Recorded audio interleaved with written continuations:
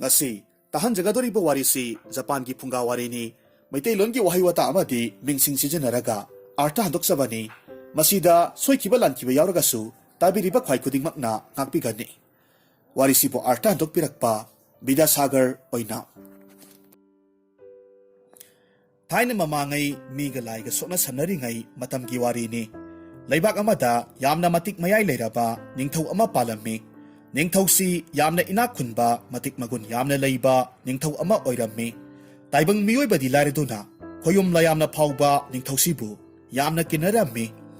masigi maru oiba maramdi hariba ningthausigi sada landa haithoi singthoiraba yamna mathauna leiba loyumba hariba senapati asina oirami loyumba yamna naha oiriba mathauna leiba sung phiral sana phajaraba pakhang amani mahakini haibada mama mapa amata leitre adubo mahak ningthaugi asanba senapati oibana yamna nungaina di hinglammi naha oibagi haunasa koithok langthok pasu yamna pamlammi aduna mahak nungti numit khudingi mahakki marup singaloinana makhoi gi lebak tugi sukla suklaba umang kaya marom phauraga koiba chatlammi nongma ningtham thagi ayuk amada mahakki chanaraba marup kharana mahakpu kauba laklammi makhoina loyumbagi mayum yorakpa matamdadi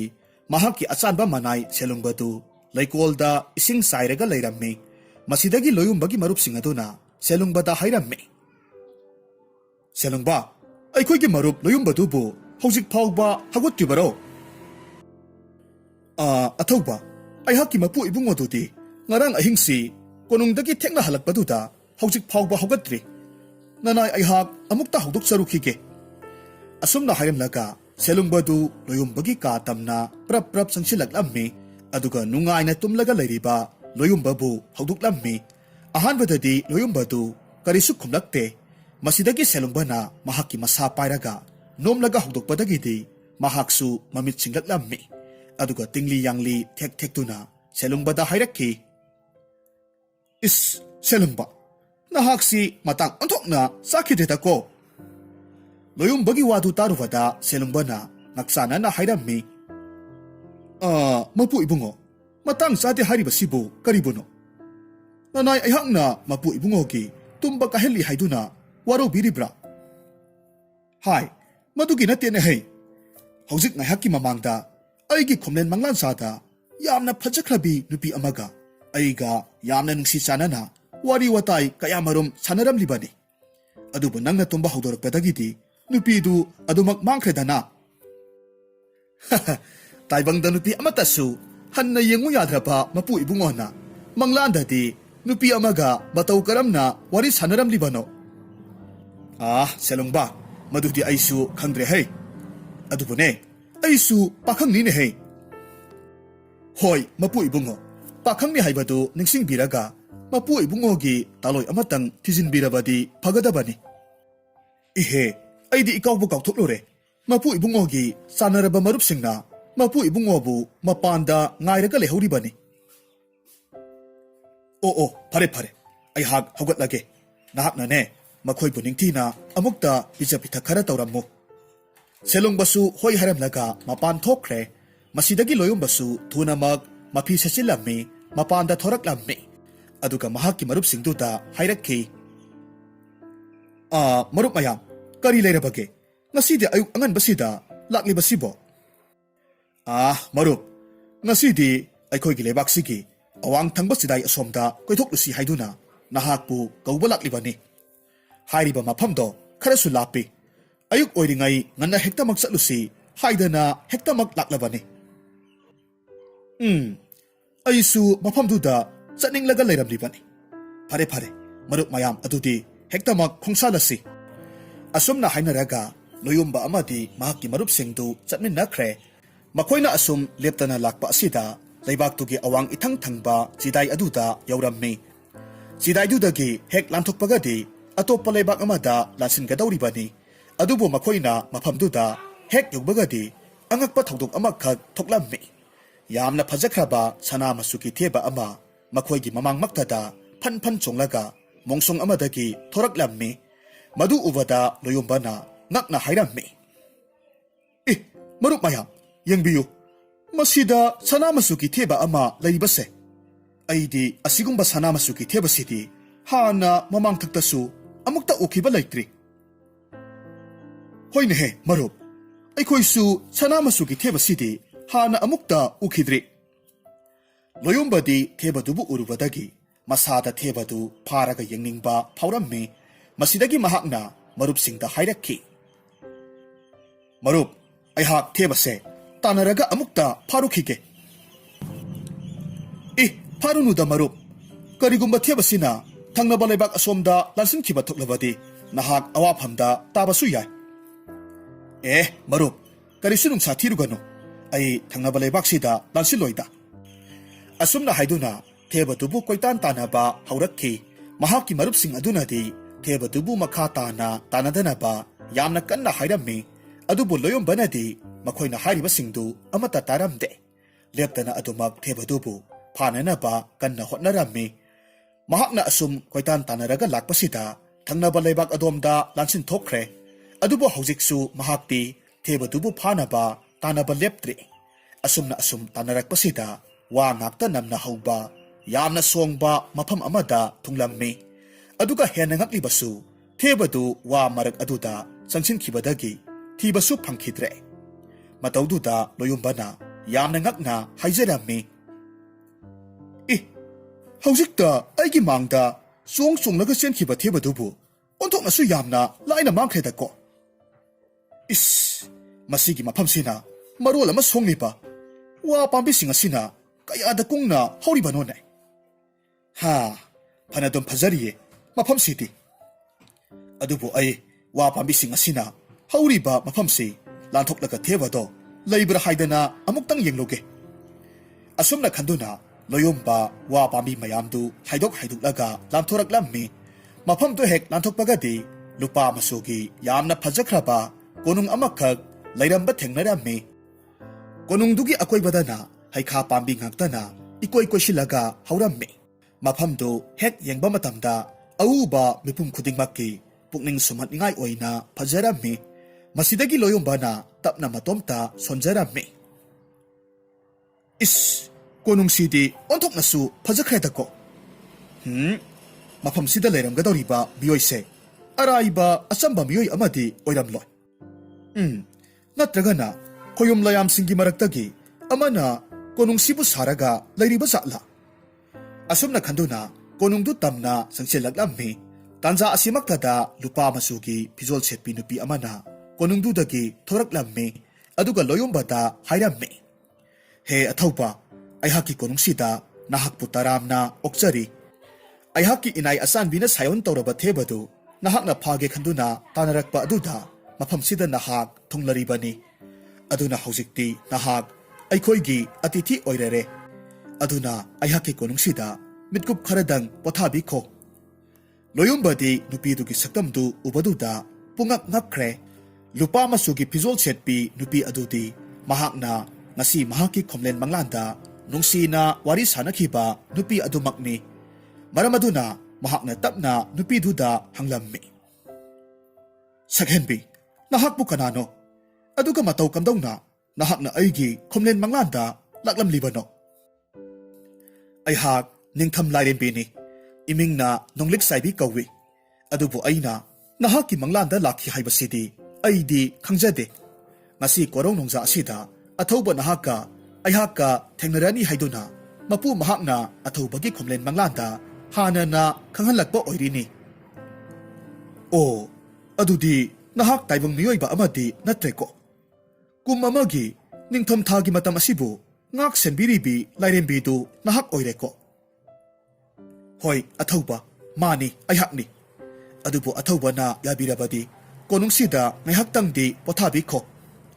ꯂꯣꯌꯨꯝꯕꯁꯨ ꯍꯔꯥꯎꯅ ꯀꯣꯅꯨꯡꯗꯨꯗ ꯆꯪꯂꯝꯃꯤ ꯑꯗꯨꯒ ꯅꯣꯡꯂꯤꯛ ꯆꯥꯏꯕꯤ ꯃꯈꯣꯏ ꯑꯅꯤ ꯃꯊꯦꯜ ꯂꯨꯀꯣꯏ ꯀꯌꯥ ꯃꯔꯨꯝ ꯆꯥꯃꯤꯟꯅꯔꯒ ꯅꯨꯡꯉꯥꯏꯕ ꯋꯥꯔꯤ ꯀꯌꯥ ꯑꯃꯁꯨ ꯁꯥꯟꯅꯔꯝꯃꯤ ꯑꯁꯨꯝꯅ ꯑꯇꯦꯟꯕ ꯃꯇꯝ ꯑꯁꯤꯗ ꯃꯈꯣꯏ ꯑꯅꯤꯒꯤ ꯊꯃꯣꯏꯗ ꯑꯃꯅ ꯑꯃꯕꯨ ꯑꯄꯥꯝ ꯅꯨꯡꯁꯤ ꯐꯥꯎꯅꯔꯛꯂꯝꯃꯤ ꯑꯗꯨꯒ ꯃꯈꯣꯏꯒꯤ ꯑꯄꯥꯝꯕꯗꯨꯁꯨ ꯐꯣꯡꯗꯣꯛꯅꯔꯝꯃꯤ ꯅꯥꯀꯜ ꯑꯃꯔꯣꯝꯗꯅ ꯂꯣꯌꯨꯝꯕꯒꯤ ꯃꯔꯨꯞꯁꯤꯡ ꯑꯗꯨꯅ ꯐꯅ ꯀꯨꯏꯔꯕ ꯐꯥꯎꯕ ꯃꯍꯥꯛꯄꯨ ꯍꯜꯂꯛꯄ ꯉꯥꯏꯔꯒ ꯑꯗꯨꯃꯛ ꯂꯩꯔꯝꯃꯤ ꯑꯗꯨꯕꯨ ꯊꯦꯡꯖꯤꯜꯂꯛꯂꯕ ꯐꯥꯎꯕꯗ ꯂꯣꯌꯨꯝꯕ ꯍꯜꯂꯛꯇ꯭ꯔꯕꯗꯨꯗ ꯃꯈꯣꯏꯅ ꯂꯣꯌꯨꯝꯕꯕꯨ koithi thiba haurammi thiba yaba thirabasu phangba kauba leitre ahingi matam oisilakpa aduda makhoisu mayum da adumak hanakhre adubu loyumbadi nonglik saibiga punna yamna nungaina leiminnarammi mataw asumna ahingduma haukhre mathangi ayukni loyumba mahakki maramda amuk hannaba nonglik saibidagi bidai laurammi adubu nonglik saibigi thamoidadi loyumbabu halal ninglamde aduna tapna hairammi athauba nahak ningthamtha asina loidringai aihaki inakta amuktangdi hanbirakho mahakna asumna yamna nungaitana hairakpaduda loyumbana mahakpu laknaboy kariboy nokphet tauraga hairammi karigumba aina nahakina nakta sugan halakhidaba tarabadi kamdawni loyumbagi wa asida nonglik saibidi mamitaki mapitana kaplakhi aduga loyumbada haijarakhi athobana karigumba ningthamtha asina loidringai nahakna aihaki inakta amuk hanna hanbiraktaba tarabadi aihakti soidanamak sikragani aduga nahaksu ikui kuidana adumak siragadabani miga laiga launa lainaba yade haiba akanba sapu ama aikoigi layamsingna piri adubu aihaknadi nahakpu nungsibagidamag layamsingna haiba wadu thugairure loyumbana nonglik saibibu themjinbirammi aduga hairammi kaplagano toklo aihakna phagi tawbani ai soidanamak nahaki nanakta amuk halakhini nahakna warabasu wana matam kharadangdi ai lakpa ngairamkho asomna hairamlaga loyumbadu chatkhre mahakna chatkibaduda nonglik saibina yamna nungaitana yenglaga lehaurammi asomna loyumbadu mayumda amuk halaklammi mahakna halakbadu ubaduda selungbana chensillaga hairammi mapu ibungo ngarang ahingsi kadai waida labirubage nanai aidi mapu ibungo na hanjilaktabasida yamna nungsa thirure masidagi loyombana mahakki manai asanba selongbada nonglik saibi amadi makhoi anina thengnarakkhibagi wari pumnamak tamlammi tanja asimaktada ningthaugi sagol tongba lami amana yamna pakhatna loyombagi manakta laklammi aduga hairakhi athauba senapati ining thongna athaubabu hojikmak konung karaktaba yade haihori yaragadi nanai aihakka punna khongsanmina khrasi athauba masidagi loyombasu mahakki sagol thauraga lanmiduga punna konung tamna chatkhre konung yorabada loyombana ningthauda khurumjaraga hairammi iningthau nanai aihakpu kobibabu kari karamba yathang pibi ningba leirabage ningthongna hairammi asanba yengoi ꯑꯩꯈꯣꯏꯒꯤ ꯂꯩꯕꯥꯛ ꯑꯁꯤꯒꯤ ꯈꯥ ꯊꯪꯕ ꯆꯤꯗꯥꯏꯗ ꯍꯤꯡꯁꯥꯕ ꯃꯌꯥꯝ ꯑꯃꯅ ꯂꯥꯟꯗꯥꯔꯛꯂꯦꯅ ꯍꯩ ꯑꯗꯨꯅ ꯃꯈꯣꯏꯕꯨ ꯉꯥꯛꯁꯦꯟꯅꯕꯒꯤꯗꯃꯛ ꯅꯍꯥꯛꯄꯨ ꯑꯩꯅ ꯃꯐꯝꯁꯤꯗ ꯀꯧꯔꯤꯕꯅꯤ ꯍꯤꯡꯁꯥꯕ ꯍꯥꯏꯕ ꯏꯅꯤꯡꯊꯧ ꯃꯈꯣꯏꯗꯤ ꯃꯇꯧ ꯀꯔꯝꯅ ꯈꯥ ꯊꯪꯕ ꯆꯤꯗꯥꯏ ꯑꯁꯣꯝꯗ ꯂꯥꯟꯁꯤꯜꯂꯛꯂꯤꯕꯅꯣ ꯑꯩꯈꯣꯏꯒꯤ ꯂꯩꯕꯥꯛꯁꯤꯒ ꯊꯪꯅꯅ ꯂꯩꯔꯤꯕ ꯈꯥ ꯊꯪꯕ ꯂꯩꯕꯥꯛ ꯑꯗꯨꯗꯤ ꯏꯅꯤꯡꯊꯧꯒꯤ ꯃꯈꯥꯗ ꯂꯩꯕ ꯅꯤꯡꯊꯧ ꯄꯥꯟꯕ ꯂꯩꯕꯥꯛ ꯑꯃ ꯅꯠꯇ꯭ꯔꯅꯦ ꯃꯥꯅꯤ ꯑꯗꯨꯕꯨ ꯊꯪꯅꯕ ꯂꯩꯕꯥꯛꯀꯤ ꯅꯤꯡꯊꯧꯗꯣ ꯍꯤꯡꯁꯥꯕꯁꯤꯡꯗꯨꯅ ꯃꯥꯏꯊꯤꯕ ꯄꯤꯈ꯭ꯔꯦ ꯑꯩꯈꯣꯏꯒꯤ ꯂꯩꯕꯥꯛ ꯑꯁꯤꯕꯨꯁꯨ ꯂꯧꯁꯤꯟꯅꯕ ꯍꯥꯏꯗꯅ ꯂꯥꯟꯗꯥꯔꯛꯂꯤꯕꯅꯤ ꯑꯗꯨꯗꯤ ꯐꯔꯦ ꯅꯤꯡꯊꯧ ꯅꯅꯥꯏ ꯑꯩꯍꯥꯛ ꯉꯁꯤꯃꯛ ꯆꯠꯂꯒ ꯂꯥꯟꯊꯦꯡꯅꯔꯨꯔꯒꯦ ꯌꯥꯊꯪꯗꯨ ꯄꯤꯅꯕꯤꯔꯣ ꯅꯤꯡꯊꯧꯅꯁꯨ ꯌꯥꯊꯪꯗꯨ ꯂꯣꯌꯨꯝꯕꯗ ꯄꯤꯔꯝꯃꯤ ꯃꯁꯤꯗꯒꯤ ꯂꯥꯟꯃꯤ ꯀꯌꯥꯒ ꯂꯣꯏꯅꯅ ꯂꯣꯌꯨꯝꯕꯗꯨ ꯍꯤꯡꯁꯥꯕꯁꯤꯡꯗꯨꯕꯨ ꯂꯥꯟꯊꯦꯡꯅꯅꯕ ꯆꯠꯈ꯭ꯔꯦ ꯃꯈꯣꯏꯅ ꯃꯐꯝꯗꯨ ꯍꯦꯛ ꯌꯧꯕꯒꯗꯤ ꯌꯥꯝꯅ ꯑꯀꯟꯕ ꯃꯑꯣꯡꯗ ꯂꯥꯟꯊꯦꯡꯅꯔꯝꯃꯤ ꯍꯤꯡꯁꯥꯕꯁꯤꯡ ꯑꯗꯨꯁꯨ ꯌꯥꯝꯅ ꯀꯟꯕ ꯃꯇꯤꯛ ꯃꯒꯨꯟ ꯌꯥꯝꯅ ꯂꯩꯕ ꯉꯥꯛꯇ ꯑꯣꯏꯕꯅ ꯂꯣꯌꯨꯝꯕꯒꯤ ꯀꯥꯡꯕꯨꯅ ꯍꯦꯛꯇꯃꯛ ꯂꯥꯏꯅ ꯃꯥꯏꯊꯤꯕ ꯄꯤꯕ ꯉꯝꯕ ꯍꯥꯏꯕꯗꯨ ꯑꯣꯏꯔꯝꯗꯦ ꯃꯇꯧ ꯑꯁꯨꯝꯅ ꯂꯥꯟꯐꯝꯗꯨ ꯊꯥ 5 ꯆꯨꯞꯅ ꯂꯥꯟꯊꯦꯡꯅꯔꯝꯃꯤ ꯑꯗꯨꯕꯨ ꯂꯣꯌꯨꯝꯕꯗꯤ ꯂꯥꯟꯐꯝꯗ ꯂꯥꯟꯊꯦꯡꯅꯕ ꯇꯥꯔꯒꯁꯨ ꯃꯍꯥꯛꯀꯤ ꯅꯨꯡꯁꯤꯔꯕꯤ ꯅꯣꯡꯂꯤꯛ ꯁꯥꯏꯕꯤꯒꯤ ꯋꯥꯈꯜꯗꯤ ꯃꯍꯥꯛꯅ ꯃꯤꯠꯀꯨꯞ ꯑꯃꯠꯇ ꯀꯥꯎꯕ ꯇꯧꯔꯝꯗꯦ ꯂꯣꯌꯨꯝꯕꯒꯤ ꯀꯥꯡꯕꯨꯅ ꯌꯥꯝꯅ ꯀꯟꯅ ꯍꯣꯠꯅꯕꯗꯒꯤ ꯂꯥꯟꯗꯨ ꯃꯥꯏ ꯄꯥꯛꯂꯝꯃꯤ ꯂꯥꯟ ꯃꯥꯏ ꯄꯥꯛꯄꯒꯤ ꯂꯥꯟꯉꯝ ꯐꯤꯔꯥꯜ ꯄꯥꯏꯔꯒ ꯀꯣꯅꯨꯡꯗ ꯍꯜꯂꯛꯂꯝꯃꯤ ꯃꯐꯝꯗꯨꯗ ꯅꯤꯡꯊꯧ ꯑꯃꯗꯤ ꯂꯩꯕꯥꯛ ꯃꯤꯌꯥꯝꯅ ꯃꯈꯣꯏꯕꯨ ꯍꯔꯥꯎ ꯇꯌꯥꯝꯅ ꯑꯣꯛꯂꯝꯃꯤ ꯑꯗꯨꯒ ꯌꯥꯝꯅ ꯆꯥꯎꯕ ꯆꯥꯛꯂꯦꯟ ꯑꯃꯁꯨ ꯃꯈꯣꯏꯒꯤꯗꯃꯛ ꯁꯤꯜꯂꯝꯃꯤ ꯂꯣꯌꯨꯝꯕꯁꯨ ꯅꯤꯡꯊꯧ ꯑꯃꯗꯤ ꯑꯇꯩ ꯐꯝꯅꯥꯏꯕꯒ ꯄꯨꯟꯅ ꯆꯥꯛꯂꯦꯟꯗꯨ ꯍꯔꯥꯎꯅ ꯆꯥꯃꯤꯟꯅꯔꯝꯂꯕ ꯃꯇꯨꯡ ꯃꯌꯨꯝꯗ ꯑꯃꯨꯛ ꯍꯜꯂꯛꯂꯝꯃꯤ ꯑꯗꯨꯕꯨ ꯍꯥꯏꯔꯤꯕ ꯃꯇꯝ ꯑꯁꯤꯃꯛꯇꯤ ꯀꯥꯂꯦꯟꯒꯤ ꯌꯥꯝꯅ ꯁꯥꯔꯕ ꯃꯇꯝ ꯑꯃ ꯑꯣꯏꯔꯝꯃꯤ ꯂꯣꯌꯨꯝꯕꯒꯤ ꯃꯅꯥꯏ ꯑꯁꯥꯟꯕ ꯁꯦꯂꯨꯡꯕꯅ ꯂꯣꯌꯨꯝꯕꯕꯨ ꯂꯥꯛꯄ ꯉꯥꯏꯔꯒ ꯂꯩꯔꯝꯃꯤ꯫ ꯃꯍꯥꯛꯀꯤ ꯃꯄꯨ ꯏꯕꯨꯡꯉꯣꯅ ꯇꯦꯛꯇ ꯀꯥꯏꯗꯅ ꯍꯜꯂꯛꯄꯗꯨꯗ ꯁꯦꯂꯨꯡꯕꯗꯤ ꯍꯔꯥꯎꯕꯒꯤ ꯉꯝꯈꯩ ꯂꯩꯈꯤꯗ꯭ꯔꯦ꯫ ꯂꯣꯌꯨꯝꯕꯅꯁꯨ ꯃꯍꯥꯛꯄꯨ ꯌꯥꯝꯅ ꯅꯨꯡꯁꯤꯅ ꯀꯣꯜꯂꯝꯃꯤ ꯑꯗꯨꯒ ꯇꯞꯅ ꯍꯥꯏꯔꯝꯃꯤ, ꯏꯅꯥꯏ ꯑꯁꯥꯟꯕ, ꯂꯩꯕꯥꯛꯁꯤꯕꯨ ꯀꯟꯕ ꯉꯝꯅꯕ ꯂꯥꯟꯊꯦꯡꯅꯕꯗꯨꯗ ꯑꯩꯅ ꯃꯥꯏ ꯄꯥꯛꯂꯦ꯫ ꯑꯗꯨꯕꯨ ꯑꯩꯒꯤ ꯊꯋꯥꯏ ꯑꯣꯏꯔꯤꯕꯤ ꯃꯍꯥꯛꯇꯨꯗꯤ ꯀꯔꯤ ꯀꯔꯝꯕ ꯐꯤꯚꯝꯗ ꯂꯩꯔꯝꯈꯤꯅꯤ ꯍꯥꯏꯕꯁꯤ ꯑꯩ ꯈꯪꯗ꯭ꯔꯦ꯫ ꯃꯄꯨ ꯏꯕꯨꯡꯉꯣ, ꯅꯅꯥꯏ ꯑꯩꯍꯥꯛꯀꯤ ꯋꯥꯈꯜꯗꯗꯤ ꯃꯄꯨ ꯏꯕꯨꯡꯉꯣꯅ ꯅꯤꯡꯊꯝ ꯂꯥꯏꯔꯦꯝꯕꯤꯗꯨꯒ ꯊꯦꯡꯅꯔꯛꯈꯤꯕ ꯃꯐꯝꯗꯨꯗ ꯑꯃꯨꯛꯇꯪ ꯆꯠꯂꯒ ꯌꯦꯡꯍꯟꯅꯤꯡꯉꯤ꯫ ꯅꯪꯅ ꯍꯥꯏꯔꯤꯕ ꯋꯥꯗꯣ ꯈ꯭ꯋꯥꯏꯗꯒꯤ ꯑꯐꯕ ꯑꯣꯏꯔꯒꯅꯤ꯫ ꯐꯔꯦ, ꯑꯗꯨꯗꯤ ꯑꯩ ꯍꯧꯖꯤꯛꯃꯛ ꯊꯨꯅ ꯆꯠꯂꯒ ꯃꯍꯥꯛ ꯑꯃꯨꯛꯇ ꯎꯅꯔꯨꯈꯤꯒꯦ꯫ ꯑꯊꯧꯕ, ꯌꯥꯔꯒꯗꯤ ꯍꯧꯖꯤꯛꯇꯤ ꯆꯠꯄꯤꯔꯒꯅꯨ꯫ ꯑꯊꯧꯕꯒꯤ ꯍꯛꯆꯥꯡꯗꯨ ꯊꯥ 5 ꯁꯨꯞꯅ ꯂꯥꯟꯊꯦꯡꯅꯔꯨꯕ ꯑꯣꯏꯕꯅ ꯌꯥꯝꯅ ꯆꯣꯛꯊꯔꯝꯂꯒꯅꯤ꯫ ꯑꯗꯨꯅ ꯅꯅꯥꯏ ꯑꯩꯍꯥꯛꯅ ꯁꯦꯕꯥ ꯈꯖꯤꯛꯇꯪ ꯂꯥꯡꯖꯈꯤꯒꯦ,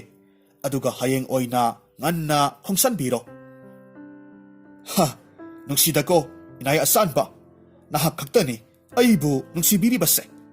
ꯑꯗꯨꯕꯨ ꯌꯦꯡꯉꯣꯏ, ꯑꯩꯍꯥꯛ ꯅꯨꯡꯂꯤꯛ ꯁꯥꯏꯕꯤꯒꯤ ꯋꯥꯈꯜꯗ ꯃꯤꯠꯀꯨꯞ ꯑꯃꯠꯇꯁꯨ ꯂꯩꯇꯥꯅ ꯂꯩꯕ ꯉꯝꯂꯛꯇ꯭ꯔꯤꯕꯁꯦ ꯐꯅ ꯀꯨꯏꯔꯦ꯫ ꯑꯗꯨꯅ ꯑꯩ ꯄꯣꯊꯥꯔꯒ ꯂꯩꯊꯣꯛꯂꯔꯣꯏ꯫ ꯅꯨꯡꯁꯤꯕꯤ ꯃꯍꯥꯛꯄꯨ ꯀꯔꯝ ꯇꯧꯅ ꯂꯩꯔꯤꯕꯒꯦ ꯍꯥꯏꯕꯗꯣ ꯍꯥꯟꯅ ꯌꯦꯡꯂꯨꯔꯒꯦ, ꯑꯗꯨꯒ ꯑꯩ ꯀꯣꯟꯅ ꯄꯣꯊꯥꯔꯒꯦ꯫ ꯑꯁꯤ ꯍꯥꯏꯔꯝꯂꯒ ꯊꯨꯅꯃꯛ ꯅꯣꯡꯂꯤꯛ ꯁꯥꯏꯕꯤꯒꯤ ꯀꯣꯅꯨꯡ ꯇꯝꯅ ꯂꯥꯛꯂꯝꯃꯤ꯫ ꯃꯍꯥꯛꯅ ꯃꯐꯝꯗꯨ ꯍꯦꯛ ꯌꯧꯔꯛꯄꯒꯗꯤ ꯀꯣꯅꯨꯡꯗꯨ ꯌꯥꯝꯅ ꯃꯜꯂꯕ ꯀꯣꯅꯨꯡ ꯑꯃ ꯑꯣꯏꯅ ꯑꯣꯟꯊꯣꯛꯂꯝꯂꯦ꯫ ꯑꯗꯨꯒ ꯃꯐꯝꯗꯨꯗ ꯍꯧꯔꯝꯕ ꯍꯩꯈꯥ ꯄꯥꯝꯕꯤꯁꯤꯡꯗꯨꯁꯨ ꯉꯝꯅꯃꯛ ꯀꯪꯂꯒ ꯂꯩꯔꯝꯂꯦ꯫ ꯃꯇꯧ ꯑꯁꯤꯗ ꯂꯣꯌꯨꯝꯕꯗꯨ ꯌꯥꯝꯅ ꯄꯥꯈꯠꯆꯔꯝꯃꯤ, ꯑꯗꯨꯒ ꯌꯥꯝꯅ ꯊꯨꯅ ꯀꯣꯅꯨꯡꯗꯨꯗ ꯆꯪꯁꯤꯜꯂꯝꯃꯤ꯫ ꯅꯣꯡꯂꯤꯛ ꯁꯥꯏꯕꯤꯕꯨ ꯊꯤꯕ ꯍꯧꯔꯛꯈꯤ, ꯑꯗꯨꯕꯨ ꯃꯐꯝꯗꯨꯗ ꯃꯍꯥꯛꯇꯤ ꯂꯩꯔꯝꯗ꯭ꯔꯦ꯫ ꯃꯁꯤꯗꯒꯤ ꯂꯣꯌꯨꯝꯕꯗꯨ ꯌꯥꯝꯅ ꯊꯋꯥꯏ ꯅꯨꯡꯉꯥꯏꯇꯅ ꯀꯣꯅꯨꯡꯗꯨꯒꯤ ꯃꯄꯥꯜꯗ ꯊꯣꯔꯛꯂꯝꯃꯤ꯫ ꯃꯍꯥꯛꯅ ꯊꯣꯔꯛꯄ ꯃꯇꯝꯗꯗꯤ ꯌꯥꯝꯅ ꯑꯍꯜ ꯑꯣꯏꯔꯕ ꯍꯅꯨꯕ ꯑꯃꯅ ꯀꯪꯂꯕ ꯍꯩꯈꯥ ꯃꯈꯣꯡ ꯑꯗꯨꯗ ꯀꯔꯤꯒꯨꯝꯕ ꯄꯣꯠꯁꯛ ꯈꯔ ꯍꯥꯞꯂꯒ ꯂꯩꯔꯝꯕ ꯃꯍꯥꯛꯅ ꯎꯔꯝꯃꯤ꯫ ꯃꯁꯤꯗꯒꯤ ꯂꯣꯌꯨꯝꯕꯅ ꯍꯅꯨꯕꯗꯨꯒꯤ ꯃꯅꯥꯛꯇ ꯄ꯭ꯔꯞ ꯄ꯭ꯔꯞ ꯆꯪꯁꯤꯜꯂꯛꯂꯒ ꯍꯪꯂꯝꯃꯤ, ꯏꯄꯨ, ꯅꯤꯡꯊꯝ ꯂꯥꯏꯔꯦꯝꯕꯤ ꯅꯣꯡꯂꯤꯛ ꯁꯥꯏꯕꯤꯗꯤ ꯀꯗꯥꯏꯗ ꯆꯠꯈ꯭ꯔꯕꯒꯦ? ꯑꯗꯨꯒ ꯏꯄꯨꯅ ꯀꯅꯥ ꯑꯣꯏꯔꯕꯅꯣ? ꯅꯍꯥꯟ ꯅꯣꯡꯃ ꯑꯩꯍꯥꯛꯅ ꯂꯥꯛꯂꯝꯕ ꯃꯇꯝꯗꯗꯤ ꯏꯄꯨꯗꯤ ꯂꯩꯔꯝꯗꯦꯅ꯫ ꯍꯅꯨꯕꯗꯨ ꯌꯥꯝꯅ ꯇꯞꯅ ꯃꯃꯥꯏ ꯂꯩꯊꯣꯔꯛꯂꯝꯃꯤ, ꯑꯗꯨꯒ ꯂꯣꯌꯨꯝꯕꯗ ꯉꯥꯏꯍꯥꯛ ꯃꯨꯟꯅ ꯌꯦꯡꯂꯒ ꯂꯩ, ꯑꯗꯨꯒ ꯍꯥꯏꯔꯛꯈꯤ, ꯑꯊꯧꯕ, ꯅꯍꯥꯛ ꯂꯣꯌꯨꯝꯕ ꯍꯥꯏꯔꯤꯕ ꯃꯤꯁꯛ ꯑꯗꯨꯔꯥ? ꯍꯣꯏ ꯏꯄꯨ, ꯃꯥꯅꯤ, ꯑꯩꯍꯥꯛ ꯂꯣꯌꯨꯝꯕꯅꯤ꯫ ꯑꯣ, ꯑꯊꯧꯕ, ꯅꯍꯥꯛꯅ ꯂꯥꯛꯂꯤꯕ ꯃꯇꯝꯁꯦ ꯈꯔ ꯈꯖꯤꯛ ꯊꯦꯡꯈ꯭ꯔꯦ꯫ ꯂꯥꯏꯔꯦꯝꯕꯤ ꯅꯣꯡꯂꯤꯛ ꯁꯥꯏꯕꯤꯗꯨꯗꯤ ꯑꯊꯧꯕ ꯅꯍꯥꯛꯀ ꯃꯔꯤ ꯂꯩꯅꯔꯝꯃꯤ ꯍꯥꯏꯕꯒꯤꯗꯃꯛ ꯈꯣꯌꯨꯝ ꯂꯌꯥꯝꯅ ꯃꯍꯥꯛꯄꯨ ꯍꯥꯠꯇꯣꯛꯄꯤꯈ꯭ꯔꯦ, ꯑꯗꯨꯒ ꯃꯍꯥꯛꯀꯤ ꯑꯁꯤꯕ ꯍꯛꯆꯥꯡꯗꯣ ꯂꯥꯏꯔꯝꯂꯦꯟꯗ ꯄꯨꯈ꯭ꯔꯦ꯫ ꯑꯗꯨꯒꯅꯦ,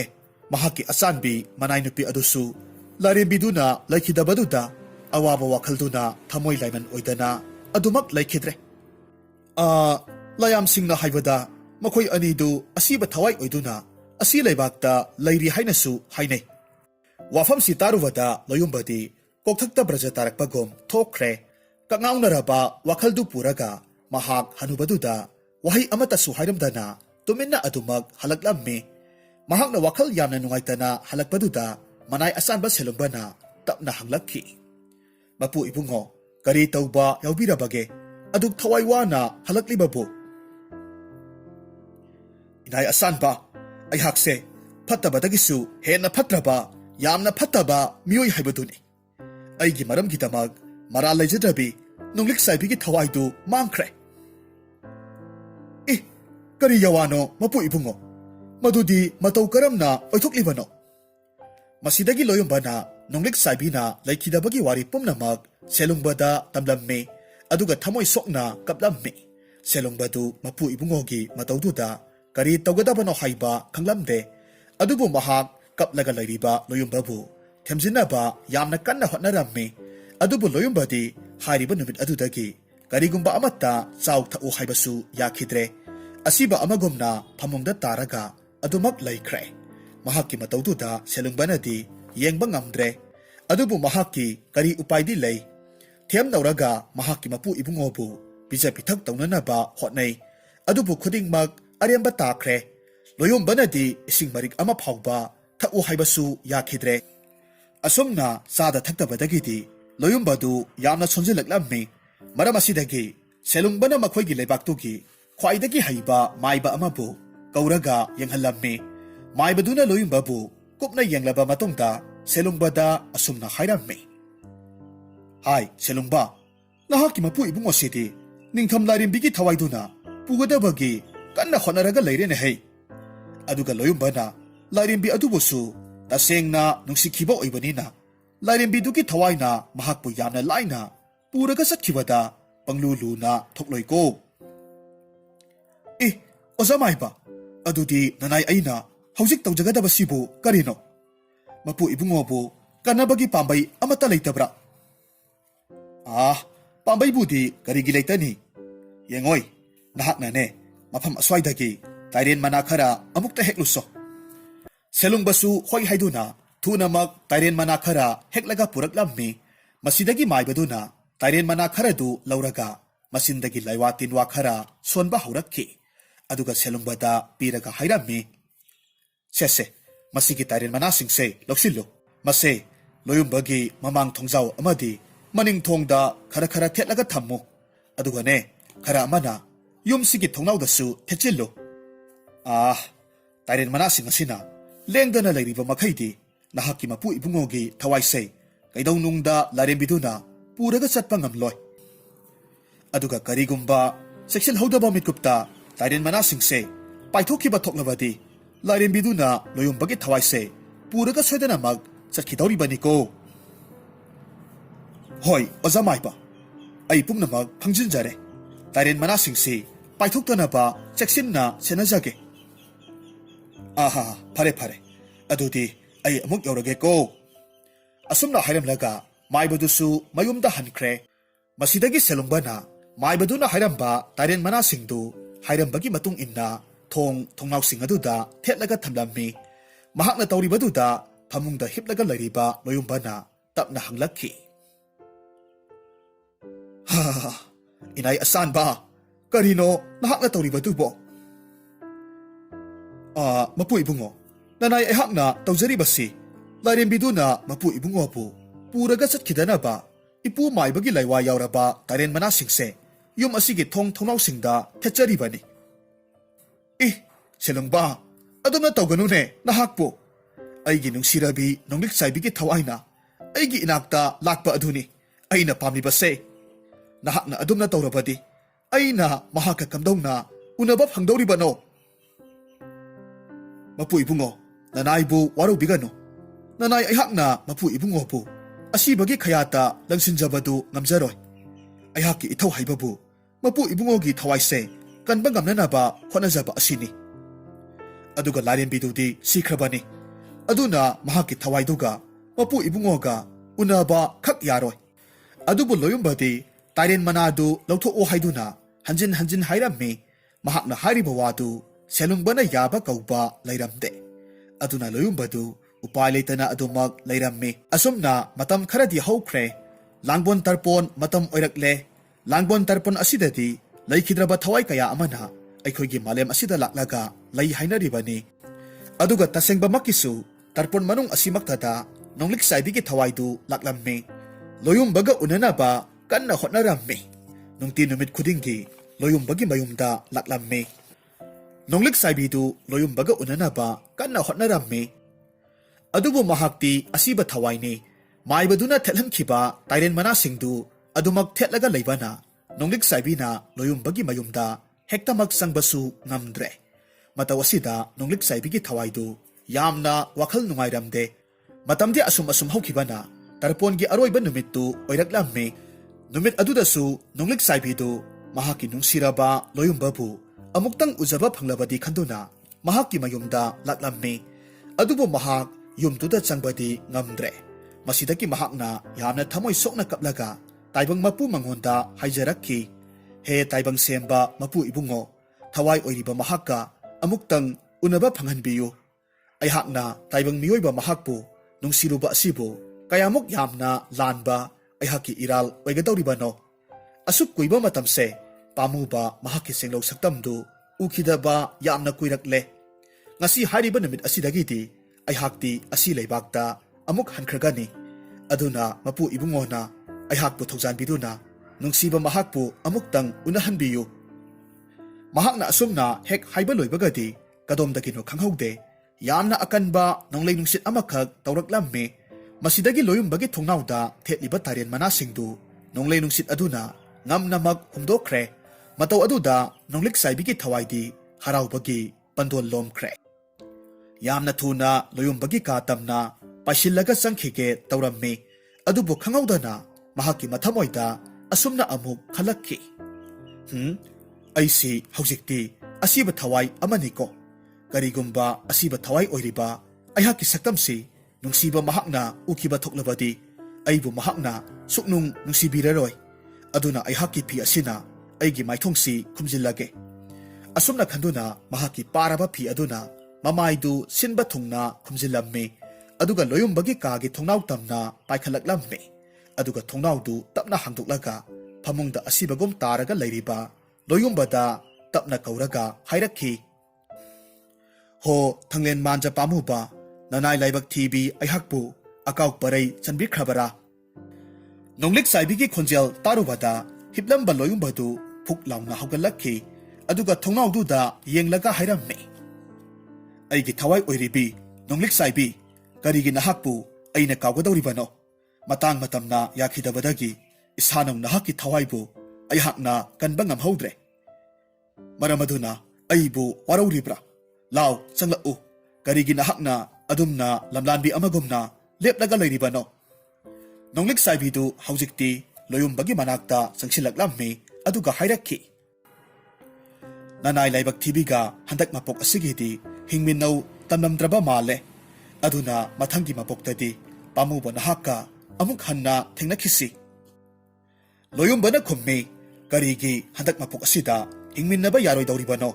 aisu ngasimak nahaki natung intuna asi leibakta laklagadabani nonglik saibina khummi nate adumna haibiganu nahakti matam kuina hinglaga taibang kumhai matam sangna yaurakho hayeng nahaki matamna loiraklaba kanda asi leibak aduda aikhoini thengnagadabani loyumbana hairammi nahaki wadu ai yaba ngamloi adubu ngaikho karigino nahaki maithongdu khumjilibadubu matam kuire thawai oiriba nahaki senglau saktamdu aina uba phangkhidaba aduna ngasidi imisi pena amuktang yengsage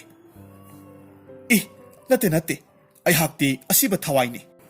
aduna aihaki saktamse haujikti asuki matik hainingai leitana thijenkhre maram asina aigi saktamse nahakna ukhrabadi nahakna aibu suknung nungsibiraroi ha karigi nungsiroi dawribano aigi iphamda athiba phajaba khenaba karisu leite masi haiduna nonglik saibiki maithongda khumjilliba phidu tapna haidoklamme nonglik saibidi mahaki thiraba saktamdu ubaduda loyumbana mahakpu nungsibiraroi khanduna mamitaki mapi lepa leitana sinthaраklamme aduga tapna hairakhi he athauba haujikti nanai laibak thibigi saktamsi ubiraba natra adubu haibiyu aihakse haujik chatkhro haibara natragana nahakina nakta adumak laikho haibra loyumbana nokphet tauna nonglik saibigi khajaidagi pidu taithok piramme aduga hairakhi haujikti nahak nathanta chatkigadaba natte aihak punna chatminagadabani masi haiduna nonglik saibigi khudangdu pairaga makhoi ani punna chatminakhre mathangi ayukni selungbana ayuk nganna mahaki mapu ibungobu haudokpa changlaklammi adubu loyumbadi mahaki phamungduda siraga leiramle matau aduda selungbadi thawai yaudraba loyumbagi haksangdu kolaga nong khongbagumna kaplammi aduga nakal amaromdana nonglik saibi amadi loyumba makhoi anidu hinglingai matamda nungsinana loinaba phangkhidrabasu asi leibak aduda makhoi ani yamna nungaina hingminnakhi